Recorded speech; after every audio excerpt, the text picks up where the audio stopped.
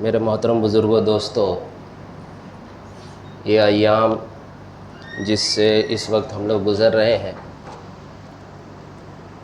مبارک مہینہ محرم کا ایام ہے، اور اس میں بھی خصوصیت کے ساتھ ہم اس کے پہلے عشرے میں ہیں، اور اس مہینے کی 10ویں تاریخ کو اسلامی شریعت میں مختلف وجوہات سے بڑی خصوصیت اور اہمیت حاصل ہے۔ پچھلے قوموں میں بھی یہ دن بڑی خصوصیت کا، اہمیت کا حامی رہا ہے، ہم سب کے لیے بھی ہے، اور آنے والے دن کے اعتبار سے بھی یہ رہے گا۔ روایتوں میں ملتا ہے کہ یہی وہ دن تھا جس دن آدم علیہ السلام کو زمین پہ اتارا گیا، یہی وہ دن تھا جس دن نوح علیہ السلام کی کشتی کنارے پہ لگی ہے، یہی وہ دن تھا جس دن حضرت موسیٰ علیہ السلام کو اللہ تعالیٰ نے فرعون سے نجات دلائی تھی۔ اور بھی بہت سارے جو ہے صحیح حدیث میں پچھلے قوموں کے بھی اعتبار سے اس دن کی اہمیت بتائی جاتی ہے، اور ہم سب کے لیے، امت محمدیہ کے لیے، اسی مہینے کی 10ویں تاریخ کو ایسا دردناک، ایسا عبرتناک واقعہ پیش آیا جو رہتی انسانیت کے لیے شاعر اسلام بن کے رہ گیا۔ یعنی جس واقعے کی صحیح تصدیق کرنا، جس واقعے کے سبق کو مرتے دم تک یاد رکھنا، جس واقعے کے درد کو ہر وقت اپنے جسم پہ محسوس کرنا، ہر ایمان والے کا ایمان کا لازمی جزء ہو گیا۔ وہ واقعہ کربلا تھا، جس کی شروعات اس مہینے کی 3 تاریخ سے شروع ہو چکا تھا۔ 3 تاریخ سے ہی ان کو گھیرے میں لے لیا گیا تھا، اور 6 تاریخ کے بعد سے ان پہ پانی بھی بند کیا گیا، اور 9ویں 10ویں تاریخ کو جنگ ہوئی، اور 10ویں تاریخ کے اختتام پر حضرت امام حسین عالی مقام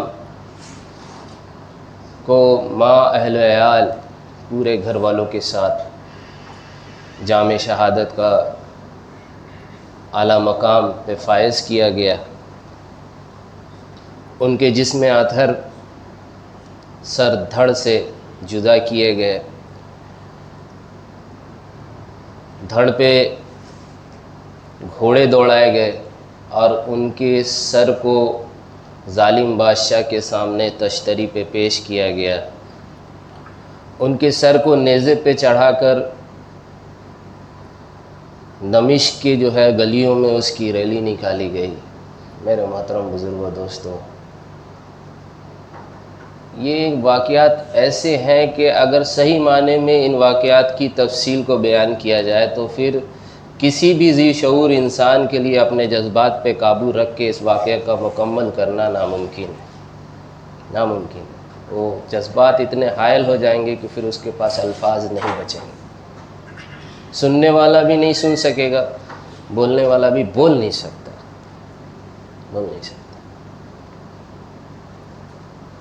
لیکن یہ ہماری بدقسمتی ہے، یہ بدقسمتی ہے کہ ہمیں ان واقعات کی تفصیل سے کم ان واقعات سے جو عبرت ملا، ان عبرت سے بھی ہم کو دور رکھے گا، اور اس کو ایک بغاوت، دین میں ایک پھوٹ اور فتنے کا لیول دے کے اس کو دین سے کہیں دور کنارے پھینک دیا گیا۔ جب کبھی کوئی بھٹکتے ہوئے ان تفصیلات کے آس پاس سے گزر جائے تو اس کا ہاتھ پکڑ کے اس کو کہا جاتا ہے کہ یہ فتنہ ہے، اس میں نہ پڑو۔ میرے محترم بزرگوں دوستو، یہ اتنی بڑی دین کے ساتھ دغا ہوئی ہے، اتنی بڑی غداری ہوئی ہے، علم کے ساتھ، امانت داری کے ساتھ کہ شاید پوری اسلامی تاریخ میں اتنی بڑی خیانت کوئی نہیں ہے جتنی بڑی خیانت اس معاملے میں۔ میرے محترم بزرگ و دوستو، اول تو ہم لوگ کو یہ بات سمجھ لینا ہے اچھے سے کہ نبی اور نبی کے گھر والے کوئی الگ نہیں ہوتے ہیں۔ نبی پاک صلی اللہ علیہ وسلم نے خود فرمایا کہ تم ہرگز ایمان والے نہیں ہو سکتے جب تک کہ تم میرے گھر والے سے اللہ کی وجہ سے محبت نہ کرو اور میری محبت کی وجہ سے ان سے محبت نہ کرو، کہ محبت کرو اللہ سے اور محبت کرو رسول اللہ سے اللہ کی محبت کی وجہ سے، اور محبت کرو رسول اللہ کے گھر والوں سے رسول اللہ کی محبت کی وجہ سے۔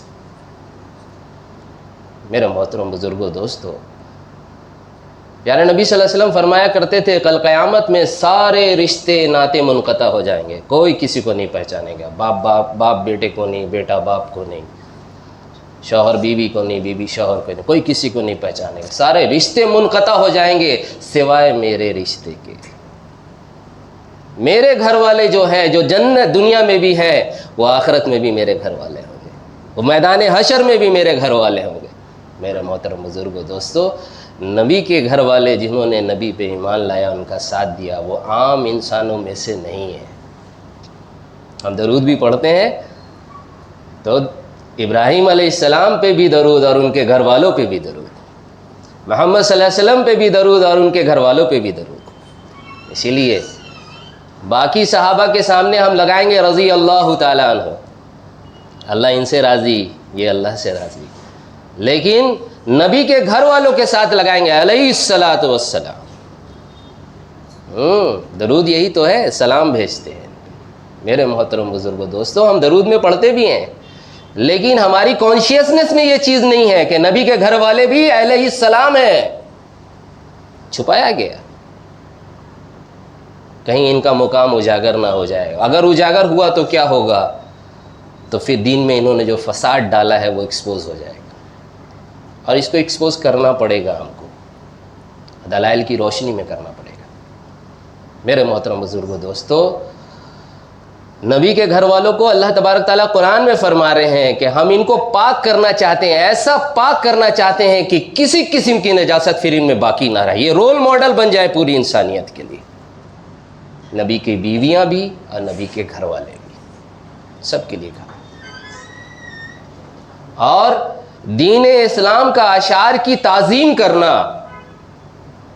یہ فرمایا یہ تو تقوی کے کاموں میں سے ہے، یہ تقوی میں سے ہے، یہ دلوں کے تقوی میں سے ہے، کہ یہ وہی انسان کرے گا جس کو اللہ سے ڈر ہوگا، ہر اس شے کی تعظیم کرے گا جس کی نسبت اللہ کی طرف ہے۔ نبی کی تعظیم بھی اللہ کی نسبت کی وجہ سے ہے، نبی کے گھر والوں کی بھی تعظیم اللہ کی نسبت کی وجہ سے کرنی پڑے گی۔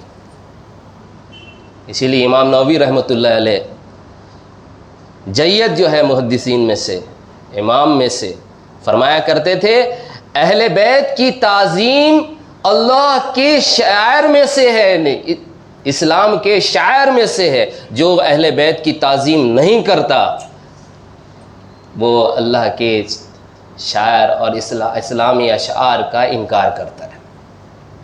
میرے محترم بزرگوں دوستو، پیارے نبی صلی اللہ علیہ وسلم نے بارہا یہ موقعوں میں دعا فرمائی۔ پیارے نبی صلی اللہ علیہ وسلم نے ایک مرتبہ حضرت فاطمہ رضی اللہ تعالیٰ عنہ کو کہا کہ اپنے شوہر اور بچوں کو لے کے آؤ، آئیں، ان پہ ایک چادر ڈالا، خود بھی اس چادر کے اندر ہو گئے، اور اللہ سے دعا کی، اے اللہ یہ میرے آل ہے، یہ میرے آل ہیں، اے اللہ ان پہ رحمت کر، ان پر اپنے برکتیں پوری کر۔ ایک روایت میں آتا ہے کہ ان کو اس چادر میں لے کے یوں اپنے گھیرے میں لیا اور فرمایا ہم دنیا میں جیسے یہاں ہیں، یہ میرے گھر والے ہیں اور یہ میرے جنت میں بھی میرے گھر والے ہوں گے۔ ایک روایت میں فرمایا علی کا گھر جنت میں میرے سامنے ایسے ہوگا، آمنے سامنے، ہم سب ساتھ ہوں گے۔ اس چادر میں ساتھ لے کے کہا ہم جنت میں بھی یوں ہی ایک ساتھ ہوں گے۔ میرے محترم بزرگوں دوستو، کئی یوں جو ہے نا روایت سے بات ثابت ہے کہ جنت کے نوجوان کے سردار کون ہے تو حسن حسین. عورتوں کی سردار کون ہے؟ تو فاطمہ. فاطمہ میرے جگر کا ٹکڑا ہے. اللہ اکبر. جس نے اس سے تکلیف پہنچائی اس نے مجھے تکلیف پہنچائی، جس نے مجھے تکلیف پہنچائی اس نے اللہ کو تکلیف پہنچائی. حسن حسین کے بارے میں بار بار فرمایا کہ جس نے ان سے محبت کی اس نے مجھ سے محبت کی، جس نے ان سے بغض رکھا اس نے مجھ سے بغض رکھا، اور جس نے مجھ سے بغض رکھنا اس نے اللہ سے بغض رکھا. اللہ تعالیٰ قبروں سے نور بھر دے. حضرت امام احمد بن حنبل رحمۃ اللہ علیہ نے فضائل صحابہ پہ، صحابہ کے فضائل پہ پوری ایک حدیث کی کتاب مرتب کی ہے. آپ اٹھائیں، اس میں دیکھیں ایک ایک چیپٹر بنایا ہے ایک ایک صحابی کے اوپر. اس میں دیکھیں حضرت علی، فاطمہ، حسن حسین پہ کیا خوبصورت روایتیں جمع کی میرے محترم بزرگوں دوستو. لیکن آج ان حدیث کو سامنے رکھ کے جب اپنا محاسبہ کرتے ہیں نا تو پاتے ہیں یہ جذبات تو ہمارے اندر ہے ہی نہیں. جس کو دین کا اہم جز قرار دیا گیا، ایمان کا جو ہے نا لٹمس ٹیسٹ قرار دیا گیا، کہیں نہ کہیں ہم اس میں فیل ہیں. میرے محترم بزرگوں دوستو، حجۃ الوداع سے متعلق وہ آخری نصیحت بہت فیمس ہے ہمارے درمیان، اور ان خطبات کی مختلف روایتیں موجود ہیں. اسی حج سے واپسی کے سفر پہ غدیر خم نامی کنویں پہ پیارے نبی صلی اللہ علیہ وسلم نے فیصلہ کن جو ہے باتیں کہی تھی، جو اشخاص صحابہ کے سامنے کہی تھی. ان دونوں خطبات کو اگر آپ ملائیے گا نا تو پیارے نبی صلی اللہ علیہ وسلم کی آخری 3 نصیحت تھی. میں تمہارے درمیان 3 چیزیں چھوڑ کے جا رہا ہوں. یعنی ایک حدیث میں آپ کو 2 چیزیں ملیں گی، پھر دوسری قسم کی حدیث میں اگین 2 چیزیں ملیں گی. ان دونوں کو ملائیے گا تو 4 نہیں ہوں گی، وہ 3 ہوں گی، کیونکہ دونوں جگہ ایک چیز کامن ہے. اول تو بتایا کہ میری کتاب یعنی قرآن پاک، اللہ کی کتاب، کہ تمہارے بیچ 3 چیز چھوڑ کے جا رہا ہوں. پہلی چیز اللہ کی کتاب ہے، اس میں ہدایت ہے، اس میں نور ہے، اس کو جو مضبوطی سے تھام لے گا وہ کامیاب ہو جائے، اور جو اس کو پچے پوچھ ڈالے گا وہ جہنم میں جائے. دوسری چیز بتایا میری سنت ہے، اس کو لازمی پکڑو.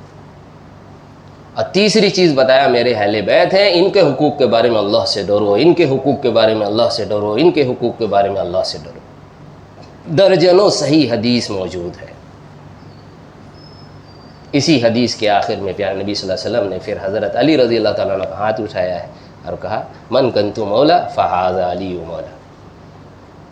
میں جس کا مولا، میں جس کا لیڈر، میں جس کا سردار، میں جس کا دوست، علی اس کا سردار، علی اس کا لیڈر، علی اس کا دوست. کون مقابلہ کر سکتا ہے حضرت علی کا؟ نہیں میرے بھائیوں. اللہ تبارک تعالیٰ ہم سب کو اہل بیت سے حقیقی محبت اور ان کے فضائل، ان کے مقام کو پہچاننے والا بنائے.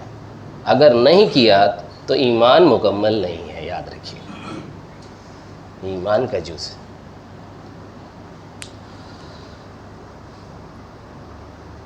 اب اس ایام کے اعتبار سے جو کچھ ان گھڑیوں میں پیش آیا اس کو اگر سامنے رکھیں تو ہم سب کو پتہ ہے کہ یہ کربلا کا جو واقعہ پیش آیا تھا اس کا پس منظر کیا تھا.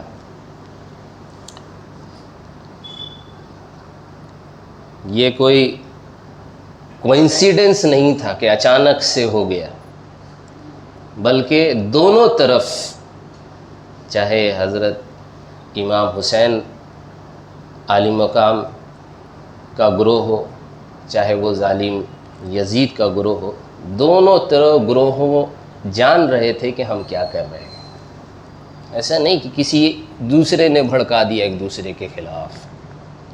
دونوں گروہ اپنے اپنے پلاننگ، اپنی منشا، اپنی چاہت، اپنا ارادہ پہ پوری طریقے سے واقفیت رکھتے تھے. کانشیسلی ہوا سب کچھ. تو صرف اتنا ضروری نہیں ہے کہ اس واقعے میں اہل بیت کے ساتھ جو کچھ ہوا اس کی تکلیف تو ہم کو ہو، لیکن اہل بیت نے اتنی بڑی جو قربانی دی وہ وجہ ہمارے اندر موجود نہ ہو، وہ میسج ہمارے پاس نہیں ہو کہ جو وہ جانتے تھے کہ ہم جو یہ کرنے جا رہے ہیں اس کا نتیجہ کیا ہونے والا. دے نو ویری ویل. ایسا نہیں ان کو پتہ نہیں تھا کہ یہ بنو امیہ اس وقت کتنی طاقتور ہو چکے ہیں. 3 بر اعظم میں ان کی سلطنتیں پھیل چکی ہیں، 3 ملک نہیں، 3 بر اعظم. اور ہمارے ساتھ کتنے لوگ ہیں؟ عورتیں اور بچے سب ملا لو تو 82-83. تو کوئی ٹکر کی صورت تو ہے نہیں. تو پھر ان کو اس خروج کا کہ اگر ہم ان کی بیعت کا انکار کریں گے، انہوں نے جو ہم سے مطالبہ کیا ہے کہ میری خلافت کو قبول کرو، تو امام حسین علی مقام رحمۃ اللہ علیہ السلام اس کا انکار کیے، اور ان کو بارہا لوگ کنوینس کرنے کی کوشش کیے. تو امام حسین علی مقام نے جواب دیا کہ مجھ جیسا اس جیسے کی بیعت نہیں کر سکتا، نہیں کر سکتا. کیا تم اس کے فسق و فجور پہ راضی ہو؟ کیا تم اس کے جو ہے نا نفسانی گھٹیا عادتوں سے واقف نہیں ہو؟ کیا تم نہیں جانتے ہو کہ وہ کس قسم کا آدمی ہے؟ کہ ظلم اس کا جو ہے مزاج ہے، جبر جو ہے اس کے خون میں دوڑتا ہے. اور یہ کس قسم کا خلیفہ ہوتا ہے جو جبرن مسلط ہوتا ہے؟ پیارے نبی صلی اللہ علیہ وسلم کی صحبت میں صحابہ کرام نے خوب سیکھا تھا کہ حضور اقدس صلی اللہ علیہ وسلم خلافت تو دور کی بات کہ دین میں کسی ذمہ داری والے پوسٹ پہ کسی ایسے شخص کو کوئی ذمہ داری، کوئی پوسٹ نہیں دیتے تھے جو اس پوسٹ اور ذمہ داری کا خواہاں ہو، جو چاہتا ہو کہ ہم کو یہ پوسٹ ملے. حضور اقدس صلی اللہ علیہ وسلم کا کلیئر کٹ جو ہے اس میں جو ہے رول تھا، جو چاہے گا اس کو ہرگز نہیں ملے گا. پہلی ڈسیبلٹی یہی ہے، ڈسکوالیفائی ہو جائیے گا جہاں آپ کا پتہ چلا کہ آپ چاہتے ہیں کہ یہ پوسٹ آپ کو ملے.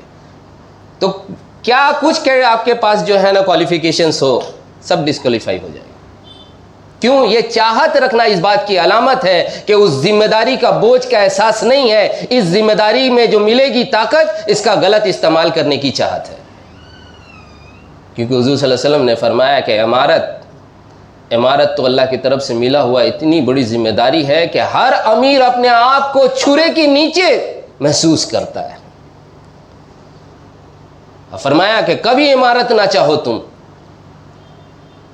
ہاں امارت اتنی بڑی ذمہ داری ہے کہ جس کو بھی امارت اللہ نے دیا اس سے سخت جو ہے نا محاسبہ کرے گا. اور صحیح حدیث میں موجود ہے، حضور نے فرمایا جس کا بھی اللہ کل قیامت میں حساب لے لیے، محاسبہ کر لیے، اے عائشہ وہ تو ہلاک ہو گیا. اور جس کا سخت حساب لیں گے، صحابہ کرام رضوان اللہ اجمعین فکر مند ہوئے تو پیارے نبی صلی اللہ علیہ وسلم نے فرمایا مطلب ایسا ہوگا تو پھر تو کوئی بھی نہیں لے گا. حضور صلی اللہ علیہ وسلم نے فرمایا سوائے اس شخص کے جس کی چاہت کے بنا اس کو دیا جائے اور پھر اس ذمہ داری میں وہ اللہ سے ڈرتے رہے. اول تو ہم چاہے نہیں ہیں، دوسرا یہ کہ اب کرنا پڑ رہا ہے تو اس میں بھی ہم اللہ سے ڈرے. سوائے اس شخص کے، یہ شخص کی پھر اللہ تعالیٰ مدد کرے گا اس کی ذمہ داریوں کو پورے کرنے میں. میرے محترم بزرگوں، دوستو، ان کرائٹیریا پہ جب یزید کو تولا جاتا تھا تو وہ دونوں جگہ فیل ہو جاتا تھا. نہ تو شخصی اعتبار سے اس کے اندر اس کی زندگی سے کہیں تقوی جھلکتا تھا کیونکہ گناہوں کا رسیہ تھا، وہ اپنی ذاتی زندگی میں عادات میں وہ فسق و فجور کا جو ہے رسیہ تھا. دوسرا، حکومت کا صرف خواہاں نہیں بلکہ جبر کیا اس نے کہ ماننا ہی پڑے گا. جو پیسے سے مان سکے پیسہ دیا، جو پیسوں سے نہ بکے ان کے سامنے تلوار رکھا. میرے محترم بزرگوں، دوستو، حضرت امام حسین علی مقام بھی جانتے تھے کہ اگر ہم انکار کریں گے تو میرے لیے تلوار ہے پھر. اور کہتے تھے اپنے ساتھیوں سے کہ اگر میں کسی غار میں بھی پناہ لے لوں نا تو یہ وہاں سے بھی نکال کے ہم کو شہید کر دیں گے. پھر سوال یہ پیدا ہوتا ہے جب آپ کو یہ معلوم تھا تو پھر کیوں کیا؟ میرے محترم بزرگوں، دوستو، وقت انسان کی زندگی میں کبھی ایسا بھی آتا ہے کہ اس کو دنیا اور آخرت میں سے ایک کو چن لینا ہوتا ہے. جہنم کی آگ اور دنیا کی آگ میں سے ایک آگ کو چن لینا پڑتا ہے نا صحیح حدیث میں کہ شرک نہ کرنا، اگرچہ آگ میں جلا دیا جائے تم کو، تمہارے ٹکڑے ٹکڑے کر دیے جائے، ہے نا. تو پھر چننا پڑتا ہے کہ دنیا کی آگ، دنیا کا ٹکڑا یا پھر وہاں کا.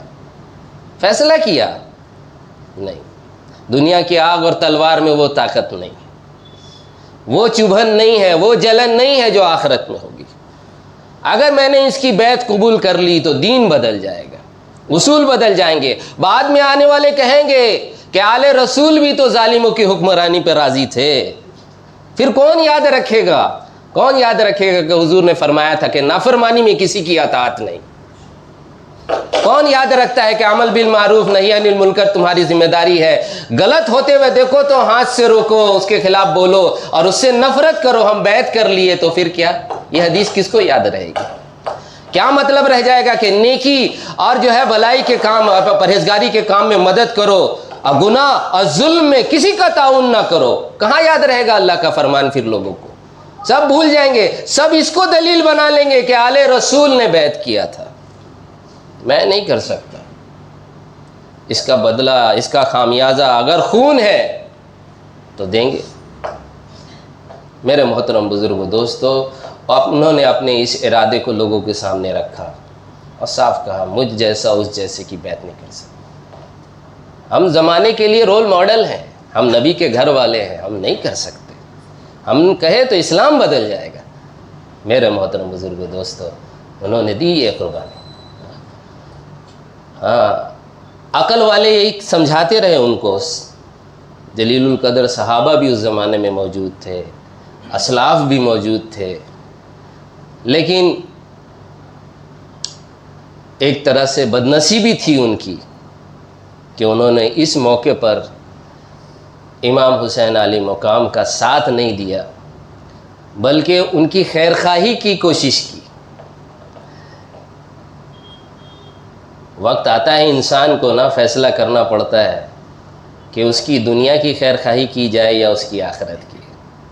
اگر وہ اپنی اور اسلام کی خیرخواہی کیے ہوتے تو ساتھ دیے ہوتے، اور پھر ان کا نام بھی کربلا والوں کے ساتھ جڑا ہوتا تو پھر ان کا مقام بھی کہاں پہنچا ہوتا. ان کی صحابیت اپنی جگہ ہے، اس پہ کوئی آنچ نہیں آئی، نہ ان کی پچھلی خدمات اور ان کی ہم اس پہ کسی پہ لان تان کرتے نہیں، ہرگز نہیں. جنہوں نے یہ کیا ہے بہت بڑی جرات کی ہے، لیکن ہم یہ ضرور کریں گے کہ محروم تھے یہ لوگ جنہوں نے اس کو تو مانا کہ حضرت امام حسین علیہ مقام جب 8 ذوالحجہ کو لوگ جب عرفات کی طرف جا رہے ہیں احرام باندھ کے، تو انہوں نے جو ہے عمرہ کا احرام اپنا طواف کر کے ختم کیا، عمرہ کیا اور کوفہ کی طرف روانہ ہوئے. حضرت ابن عمر رضی اللہ تعالیٰ عنہ آخری مرتبہ سمجھانے کے لیے پھر سے آئے اور کہنے لگے کہ نہ جائیں، یہ کوفی جو ہے اعتبار کے قابل نہیں ہے. انہوں نے کہا ہے، آپ کے پاس خطوط کا سلسلہ بھیجا ہے، ایک نہیں کئیوں خط بھیجی ہیں کہ آپ آئیں، ہم آپ کی جو ہے آپ کی اس ارادے پہ ہم آپ کے ساتھی ہیں، ہم بھی یہی چاہتے ہیں کہ اس ظالم کی بیعت نہ کیا جائے اور اس کے خلاف خروج کیا جائے اور اس ظالم کی جو ہے کمر توڑی جائے. لیکن ہمارے یہاں جو یہ سوچ ہے، یہ جو مہم چل رہی ہے، یہ جو تحریک چل رہی ہے، ہمارے پاس کوئی ایسا لیڈر نہیں ہے جو اس کو منظم کر سکے، متحد کر سکے. آپ آئیں، آپ کے ہاتھ پہ ہم لوگ بیعت کریں گے، آپ ہم سب کو منظم کر کے لے کے چلیے اور اس ظالم کا سرکوبی کریے. بار بار اس نوعیت کا، ان کی ارادے کا، ان کی ایکٹیویٹیز کا حضرت امام حسین علیہ مقام نے جائزہ لیا پہلے کہ واقعی ایسے چاہتے ہیں یا ایسے ہی ہے. لیکن بار بار خبریں یہ اسی ویریفیکیشن سے ملی کہ دے آر آل پریپیئرڈ، آپ جائیں، ساتھ دیں گے آپ کا. اس جو ہے امید کے ساتھ انہوں نے خروج کیا تو حضرت ابن عمر رضی اللہ تعالیٰ نے روکنے کے لیے آیا اور کہنے لگے کوفی آپ کے بھائی کے بھی ساتھ انہوں نے غداری کی، آپ کے باپ کے ساتھ بھی غداری کی، آپ کے ساتھ بھی وفا نہ کریں گے، ان کے خون میں ہے دغا، آپ نہ جائیں. یہ لوز کیریکٹر کے لوگ ہیں، دل بدل دیتے ہیں، یہ بولتے کچھ ہیں کرتے کچھ ہیں، کئی بار کیا ہے۔ آپ کس امید پہ جا رہے ہیں؟ نہ جائیں ان کے ساتھ۔ لیکن اللہ والا تو اللہ پہ بھروسہ کرتا ہے، وہ کہتا ہے ایک بندہ کہہ رہا ہے تیرا ساتھ دیں گے، ہم دل نہیں ٹٹول سکتے۔ رہا یہ کہ خون تو ہم دینے کو تیار ہیں، ہم کو تو پتہ ہے یہ سب کچھ ہونے والا ہے۔ جب نبی پاک صلی اللہ علیہ وسلم کو پتہ تھا یہ ہونے والا ہے تو امام حسین کو نہیں پتہ تھا؟ پتہ تھا۔ حضرت ابن عباس رضی اللہ تعالیٰ عنہ کو وہ خواب والی حدیث فیمس ہے، خواب آئے حضور صلی اللہ علیہ وسلم، ابن عباس رضی اللہ تعالیٰ عنہ کا ہاتھ میں خون کی بوتل، چہرے پہ جو ہے دھول پڑی ہوئی، بال بکھرے ہوئے۔ پوچھا کہ نبی جی کیا ہوا؟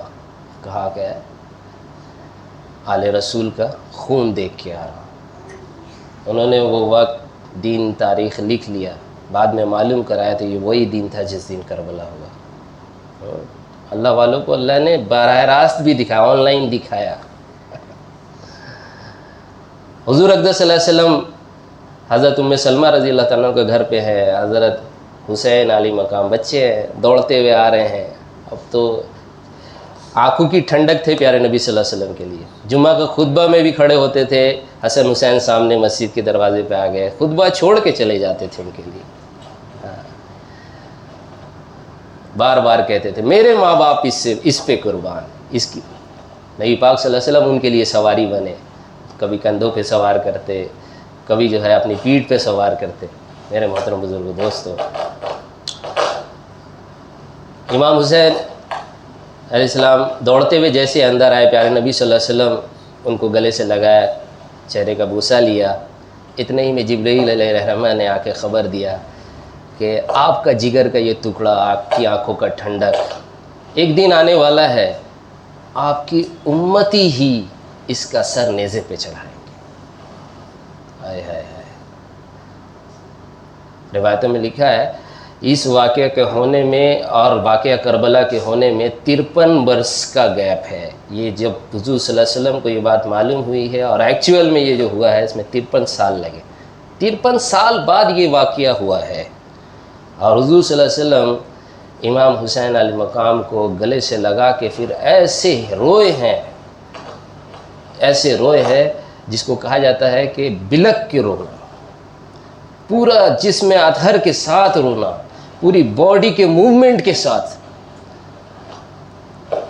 حضرت ام سلمہ سرپرائز ہو گئی کہ کیا ہوا، ابھی تو ٹھیک تھے کہ بچوں کے ساتھ کھیل رہے تھے، استقبال کیا، ابھی ایسے رونے لگے۔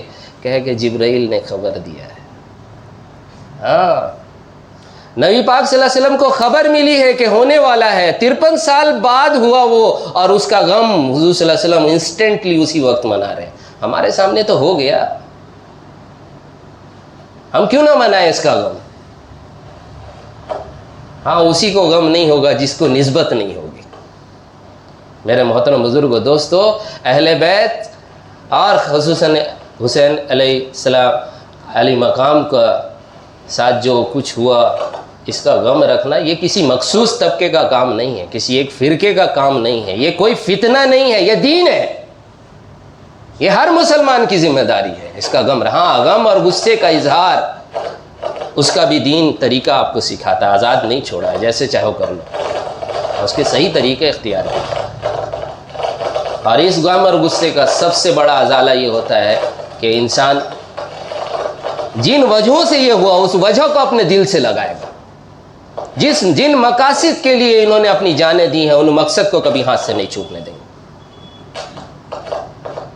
جن ظالموں کی سرکوبی میں یہ گئے تھے، جن ظالموں نے یہ سب کچھ کیا، اس ظالم کا مرتے دم تک کسی بھی طرح سے ساتھ نہیں دیں گے، اور اس ظلم اور ظالم کو ہمیشہ پہچانیں گے، اور اس کے بھی خلاف ہم ایسے ہی خروج کریں گے جیسے امام حسین نے کیا تھا، اگرچہ تیاری ہو چاہے نہیں ہو۔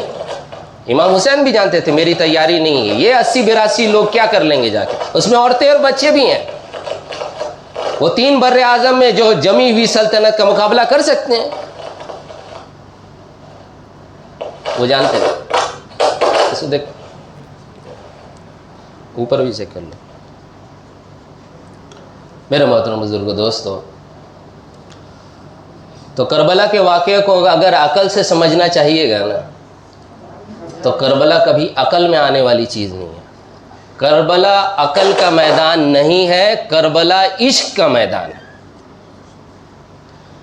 جس کو اللہ اللہ کے رسول اور اہل بیت سے محبت ہوگا اس کو تو کربلا کی وجہ سمجھ میں آئے گی، اس کو میسج بھی سمجھ میں آئے گا. لیکن جو عقل سے سمجھنا چاہے گا عقل میں آنے والی چیز نہیں ہے، یہ عشق کا میدان ہے. کیونکہ عقل یہی کہے گا تیاری نہیں ہو کیوں جا رہے ہو، جب تم کو پتہ ہے تم اس کو نہیں روک سکتے تو پھر کیوں کر رہے ہو، عقل یہی کہے گی.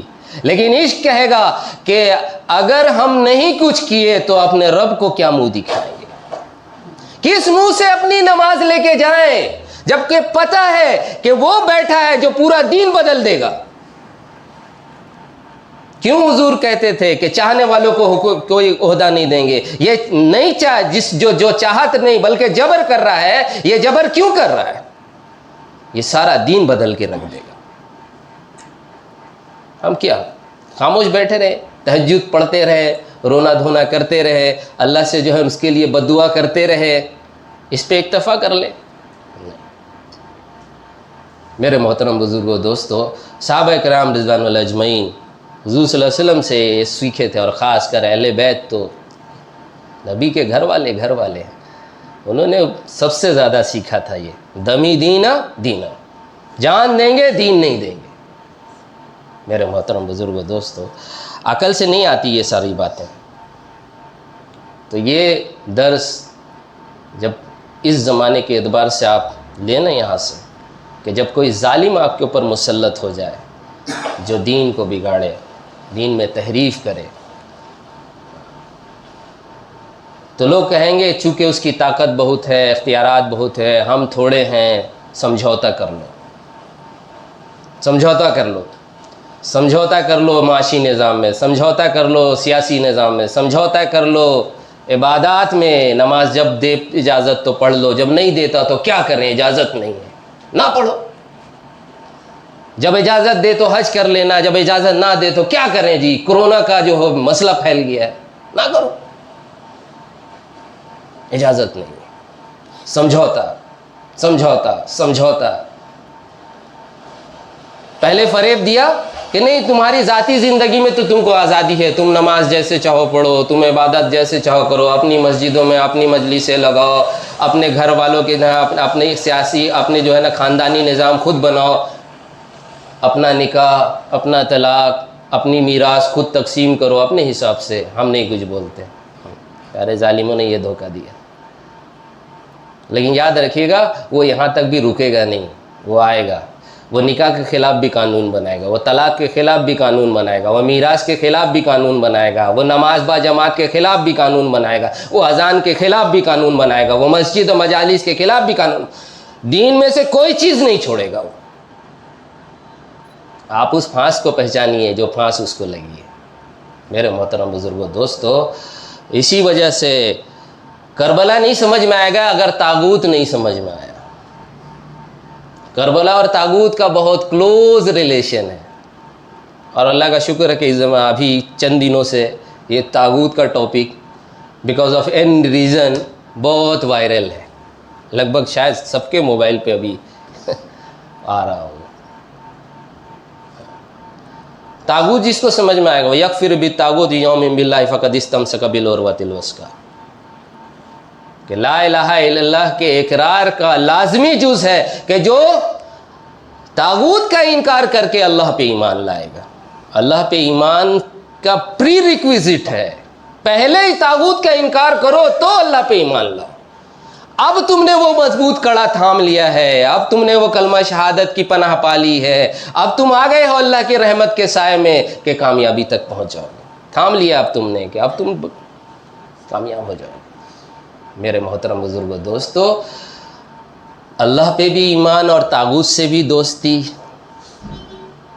دعویٰ اللہ سے بھی محبت کا اور طاغوت سے بھی الفت.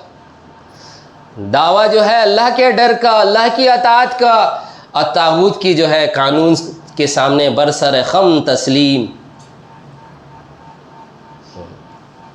یہی تھا امام حسین عالی مقام کے قیام کا اصل مقصد. نہیں کر سکتے، اگر کیا تو دین کیا سارا ایمان میرا ایسا میلا ہوگا کہ کوئی عمل اللہ کے یہاں پیش کرنے کے لائق. شرک کی بھی سب سے بدترین قسم ہے کہ طاغوت کی اطاعت کو تسلیم کر لیا جائے. اس سے گھٹیا شرک، اس سے بڑا شرک نہ کبھی ہوا نہ ہوگا. کون ہوتا ہے طاغوت؟ جو اللہ اور بندے کے بیچ میں ایسے رکاوٹ بن کے کھڑا ہو جائے کہ نہ خود اللہ کی اطاعت کرے نہ کرنے دے، اور کہے تم کو میری اطاعت کرنی پڑے گی. یہ ہوتا ہے طاغوت. فرعون طاغوت تھا، موسیٰ علیہ السلام نے اس کے خلاف جو ہے مہمیں چلائی. سارے ان کی محنت کا اصل فوکل پوائنٹ کون ہے؟ فرعون. ابراہیم علیہ السلام کے مجادلے کا اصل حصہ کدھر جا رہا ہے؟ اصل ٹکراؤ کس سے ہو رہا ہے؟ نمرود. محمد صلی اللہ علیہ وسلم کا اصل زندگی میں جو انیشل ٹکراؤ ہوا وہ کس سے ہوا ہے؟ قریش. بعد میں رومن اور فارس سے بھی جو ہے نا مہم آگے جو ہے نا مار کے کھلے ہیں. میرے محترم بزرگوں دوستو، یہ ہے سب طاغوت. کیا وہ طاغوت ختم ہو گیا؟ کیا وہ فرعون ختم ہو گیا؟ فرعون گیا ہے، فرعونیت نہیں گئی ہے. یزید گیا ہے، یزیدیت نہیں گئی ہے. طاغوت ہر زمانے میں ہے. اس طاغوت کا انکار کر کے جو اللہ کی حاکمیت میں اپنا حصہ ڈالتا ہے کہ میرا حکم بھی ماننا پڑے گا تم کو، ہم جو قانون بنائے جھکنا پڑے گا تم کو، ہم نہیں جانتے کیا حلال کیا حرام. I won't recognize the command of Allah. میں نہیں ریکگنیشن دیتا نہ اللہ کو نہ اللہ کے رسول کو، لیکن تم کو میرا بات ماننا پڑے گا. کیوں؟ کیونکہ میں حاکم ہوں، میں یہاں کا بادشاہ ہوں. میرے محترم بزرگوں دوستو، ایمان یہ بتاتا ہے کہ اس کا انکار کرو گے تبھی تم اللہ کے پہ ایمان لانے لائق ہوگے، ورنہ پوری زندگی میں عبادت، ریاضت، محنت، کوشش، بھاگ دوڑ، قربانی، ایثار سب کچھ چل رہا ہوگا اور تھکان ہوگی اور چہرے سے ظاہر ہوگی. اور اللہ تعالیٰ ایسوں کے بارے میں فرمائے کل قیامت میں تھکان، ان کی زندگی کی مشقت کی تھکان ان کے چہروں سے ظاہر ہو جائیں گی سورہ کہف میں. اور اللہ اس کو اوندے منہ اٹھا کے جہنم میں ڈالے گا اور فرمائے گا کہ اس کی تھکان میرے واسطے نہیں تھی. اس کا تھکنا، اس کی قربانی، اس کی بھاگ دوڑ شرک کے ساتھ تھی. شرک کے ساتھ اللہ کسی کے عمل کو قبول نہیں کرتا. یہ کیوں نہیں سمجھ میں آتا کہ جو میرے اوپر ہر اعتبار سے جو ہے نا اثر ڈال رہا ہے، اگر اس کے اثر کو ہم نے زائل نہ کیا، ہاتھ سے زائل نہ کیا، زبان سے زائل نہ کیا، دل کی نفرت سے، تو ایمان نہیں ہے. کیوں نہیں سمجھتے؟ کم سے کم درجہ ہے کہ جیسے امام حسین علی مقام کے مکہ مدینہ والوں نے ساتھ نہیں دیا، لیکن ان کے اس ارادے میں ان کا انکار نہیں کیا، اس اعتبار سے کہ جب انہوں نے پوچھا ابن عمر نے کہ آپ نہ جائیں، تو حضرت امام حسین نے کہا تھا کیا میں خطا پہ ہوں، غلطی کرنے جا رہا ہوں؟ ہاں آج تو ہے نا، یہ لوگوں کو سمجھا دیا گیا، ظالم کے خلاف خروج کرو گے، حکمران کے خلاف خروج کرو گے، حرام کام کرو گے، اور اس حرام کا خامیازہ ہی ہوگا اسلام کا لبادہ تمہارے گردن سے اتار دیا جائے گا. کل قیامت میں کوئی گواہی تمہارے لیے نہیں ہوگی، کوئی کسی قسم کی جو ہے نا تمہارے لیے سفارش قبول نہیں کی جائے گی. تم جہنم میں جاؤ گے. ایک بالش بھی ظالم سے اگر تم کٹ گئے تو اسلام سے کٹ جاؤ گے. تمہاری نکاح فاسد ہو گیا، تم کو جو اختیارات دیے گئے تھے سب کچھ تم سے سلب کر لیے جائیں گے، اور تم پہ جزیہ مقرر کیا جائے گا. یہ سب ڈرایا گیا، دھوکہ دیا گیا. امام حسین نے پوچھا کہ میں کوئی غلطی کرنے جا رہا ہوں؟ تو ابن عمر رضی اللہ تعالیٰ عنہ نے کہا اللہ کی قسم آپ حق پہ ہیں، اللہ کی قسم ہم جانتے ہیں آپ حق پہ، ہم سب آپ کے ساتھ ہیں اس عقیدے میں، اس سوچ میں، لیکن آپ خطرے پہ ہیں. آپ خطا پہ نہیں ہیں اللہ کی قسم، لیکن آپ خطرے میں. وہ کوفی دھوکہ دے دیں گے اور آپ بہت بڑی طاقت سے ٹکرانے جا رہے ہیں.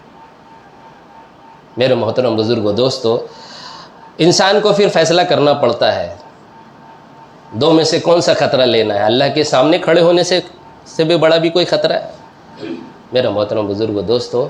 لیکن اس میں بھی جو لوگ وہاں روکنا بھی چاہتے تھے وہ بھی خود بھی یزید کی جو ہے نا بیعت کو جائز قرار نہیں دیتے تھے. دل سے نفرت تھی، لیکن وہ اس سے بہتر درجے میں جا کے مزاحمت نہیں کر سکے. اور مزاحمت کا جو ہے نا جو مزاج اسلام آپ کو درس دیتا ہے وہ یہ دیتا ہے قیام کا. اسلام سمجھوتے کا دین نہیں ہے، قیام کا دین ہے، یاد رکھیے.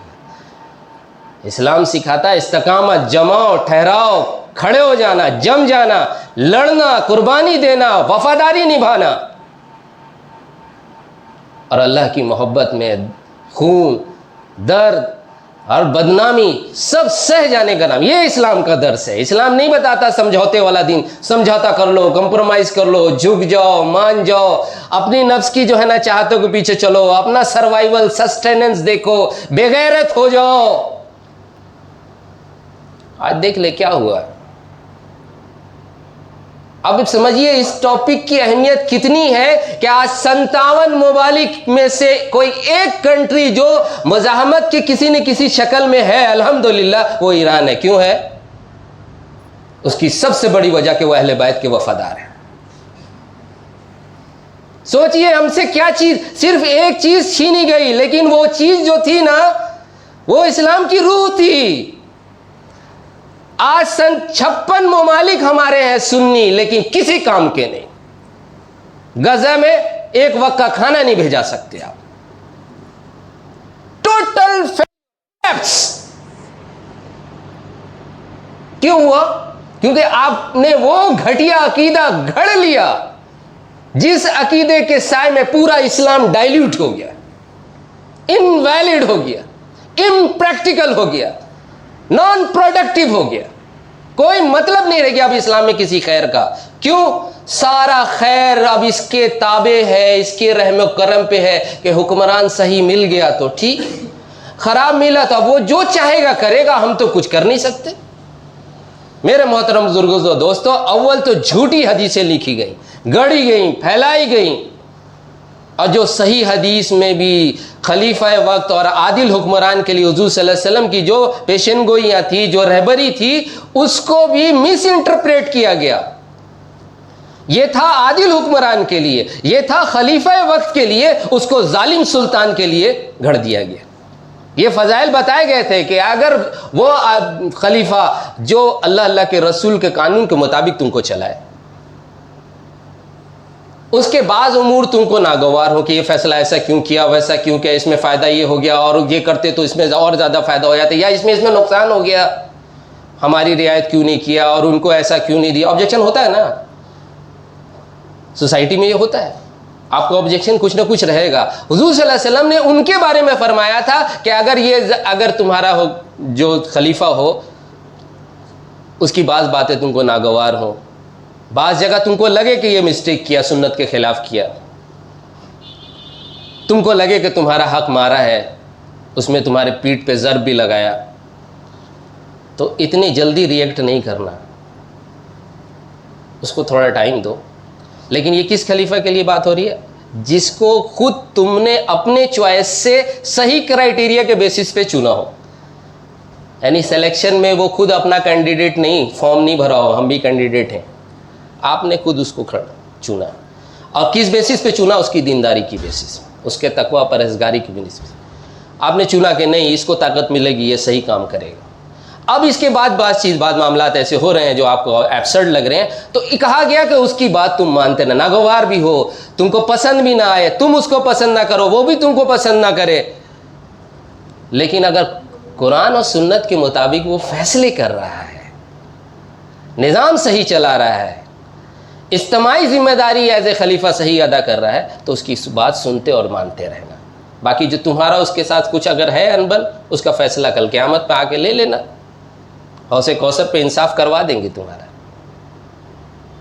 بڑی ذمہ داری صحیح کر رہا ہے تو چھوٹی موٹی اگنور کرنا سیکھو. دوسرا چیز یہ کہ وہ واقعی خلیفہ تھا اور اس کو دینداری کے بیسس پہ ہم نے چنا تھا. یہ ایسی کیفیت کے لیے جو احادیثیں تھیں، اس کو اٹھا کے گڑھ دیا کس پہ؟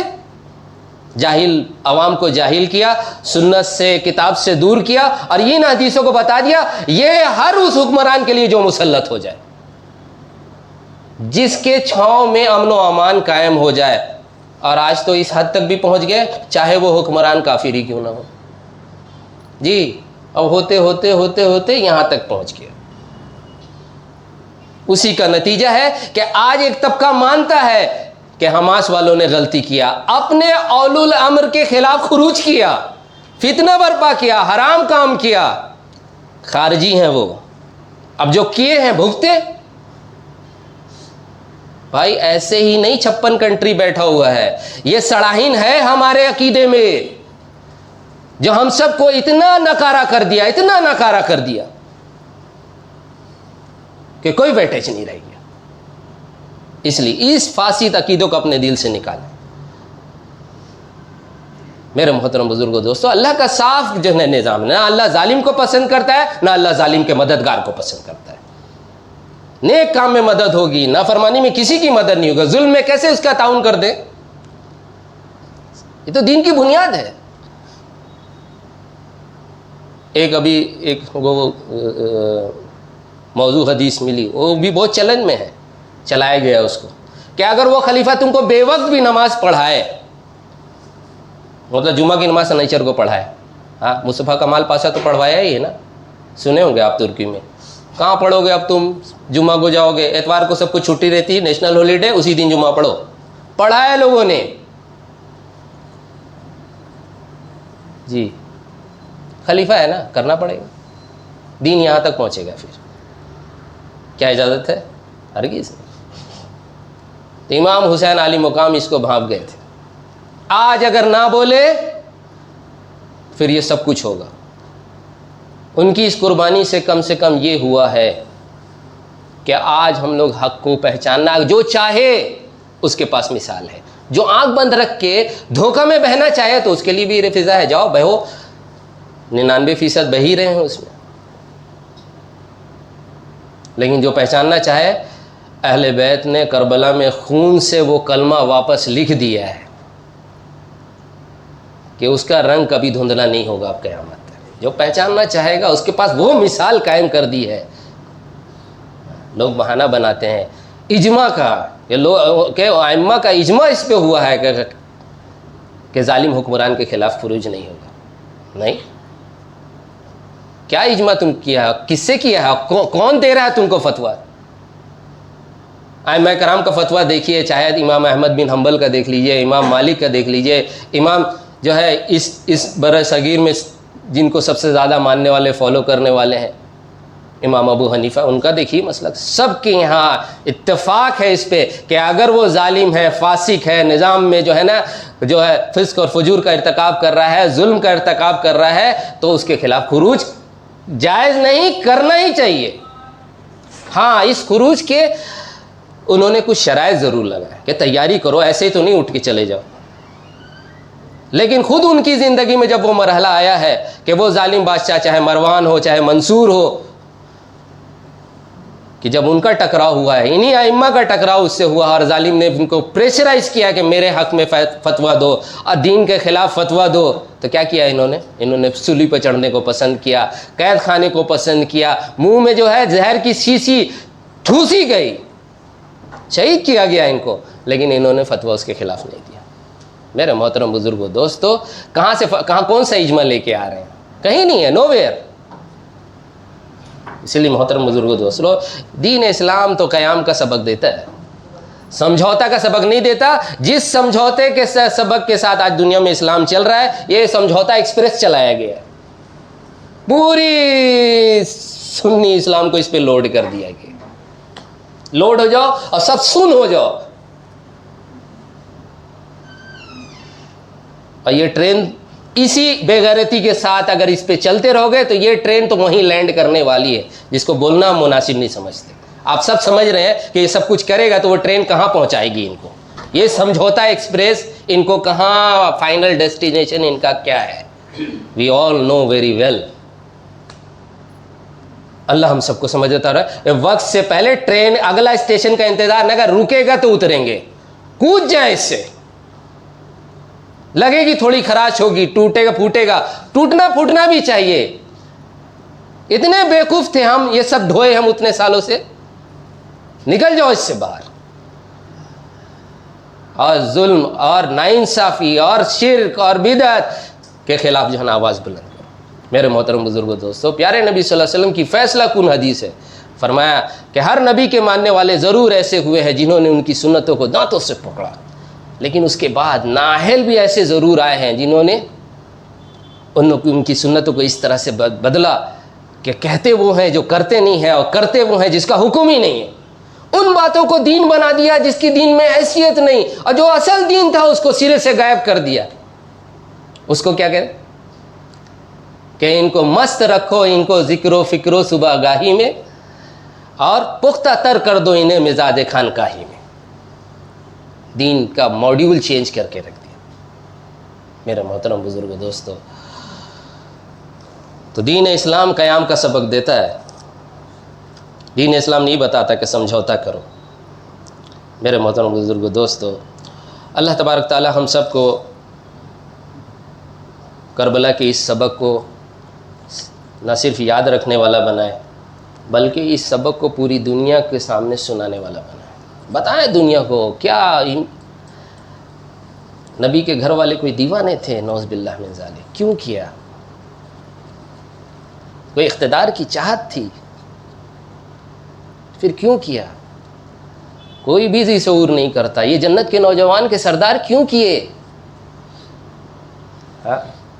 کوئی ایسے تو نہیں تھے کہ دین سے پھر گئے تھے، جنت کے نوجوان کے سردار ہیں، یاد رکھیے گا، ہم سب کے لیڈر، ہم سب کے لیڈر ہیں۔ کیوں کیا؟ یہ ڈسکس کرنا ہے لوگوں کے سامنے، اور اپنے پاس صحیح حدیث قرآن میں انف دلائل موجود ہیں، نکالیں اس کو اور پیش کریں کہ اگر یہ صحیح ہے تو پھر امام حسین کیسے غلط ہے، اور اگر یہ صحیح ہے تو پھر یزید کیوں غلط نہیں ہے۔ یہ مسئلہ اٹھانا اس لیے ضروری ہے کہ وہ یزیدیت اور وہ جو ہے حسینیت کی لڑائی آج بھی ہو رہی ہے۔ ہم سب کو حسین کی طرف لوگوں کو لینا ہے، صرف ہم ہو جائے اس سے کافی نہیں ہوگا، سب کو لینا ہے، اس کی آواز لگانا، اور اس کے لیے بنیادی اصول جو بتایا جائے گا وہ طاغوت، کنسیپٹ آف طاغوت ہے، وہ سمجھائیے لوگ۔ الحمدللہ اس وقت اللہ تعالیٰ وائرل کر دیے۔ ہاں، پہلے لوگ یہ ورڈ تھوڑا ڈسکس کرنے میں ریلیکٹنٹ ہوتے تھے، ابھی ضرورت نہیں ہے، ابھی تو وائرل ہے، ایسے ہی سب کے پاس آ رہا جا رہا ہے۔ کریں گے انشاءاللہ تعالیٰ